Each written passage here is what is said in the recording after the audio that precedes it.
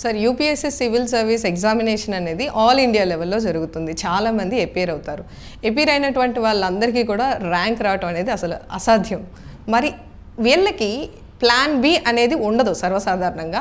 అసలు ఈ ప్లాన్ బిని ఏ విధంగా ప్లాన్ చేసుకోవాలంటారు? ప్లాన్ బి అనేది చాలా చాలా చాలా ఇంపార్టెంట్ అండి. ఎందుకంటే అందరికీ కూడా ఈ మధ్యకాలంలో 10th క్లాస్లో 10/10s రావడం, ఇంటర్మీడియట్లో 95%, 96% ఈ మార్క్స్ అనేవి ఎక్కువ రావడం వల్ల ఇంట్లో వాళ్ళ గురించో లేకపోతే చుట్టుపక్కల వాళ్ళు అరే టాప్ మార్క్స్ వచ్చాయి నువ్వు ఐఏఎస్ అయిపోవాలి ఇలాంటి ఎంకరేజ్మెంట్ ఉన్నప్పటికీ కూడా ప్రాక్టికల్గా మనం ఆలోచిస్తే ఇక్కడ రిజల్ట్ స్పెసిఫిక్గా ఎవ్రీ ఇయర్ ఆంధ్రప్రదేశ్లో ఒక ఆంధ్ర అండ్ తెలంగాణలో ఒక 50-60 మెంబర్స్కి మాత్రమే ర్యాంక్స్ వస్తాయి. వీళ్ళందరూ గత 10 సంవత్సరాలు బట్టి చదువుతున్న క్యాండిడేట్స్.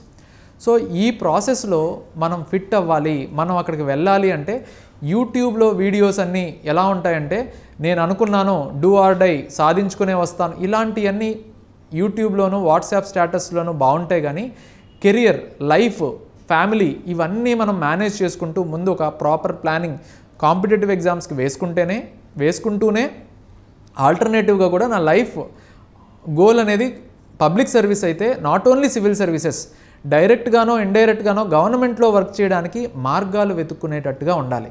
అంతేగాని సక్సెస్ అయ్యి కాంపిటేటివ్ ఎగ్జామ్స్లో సక్సెస్ అయితేనే లేకపోతే నా లైఫ్ లేదు అనేటట్టుగా కాకుండా for example public policy IAS training complete చేసుకున్న వాళ్ళందరికీ ఇచ్చే డిగ్రీ గవర్నమెంట్ ఇచ్చే degree MA in public policy.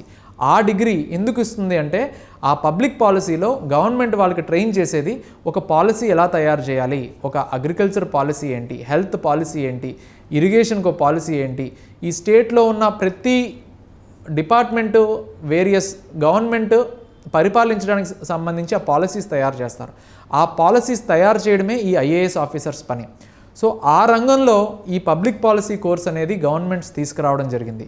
అది మనకు అందుబాటులో ఉంది. సో డైరెక్ట్గానో కాంపిటేటివ్ ఎగ్జామ్స్లో సక్సెస్ అయితే డైరెక్ట్గా సివిల్ సర్వీసెస్లోను, ఒకవేళ సక్సెస్ అవ్వకపోయినా ఈ డిగ్రీ మీకు ఇచ్చే ఎలిజిబిలిటీతో BA graduate, BA honours graduate, అలాగే MA graduate in public policy ఈ ఐడెంటిటీతో you will get opportunity to work in the government indirectly to the people. ఈ పబ్లిక్ సర్వీస్ చేయడానికి గవర్నమెంట్ సెక్టర్ అని కాకుండా ప్రైవేట్గా కూడా మిమ్మల్ని రిక్రూట్ చేసే అవకాశం ఉంటుంది. Not only government institutions, private institutions, public sector units. అలాగే ఈ పబ్లిక్ పాలసీ అనేది నేషనల్లీ కాదు ఇంటర్నేషనల్లీ రికగ్నైజ్డ్. ఈ ప్రోగ్రామ్స్ మీకు ఇంటర్నేషనల్ వేరియస్ యూనివర్సిటీస్లో ఉంటాయి.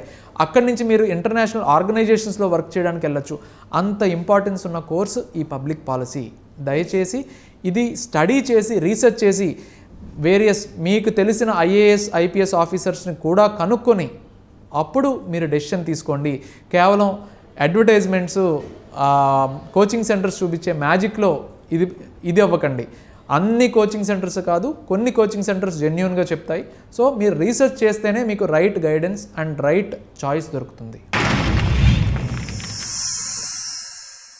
Like and subscribe Eagle Media Works.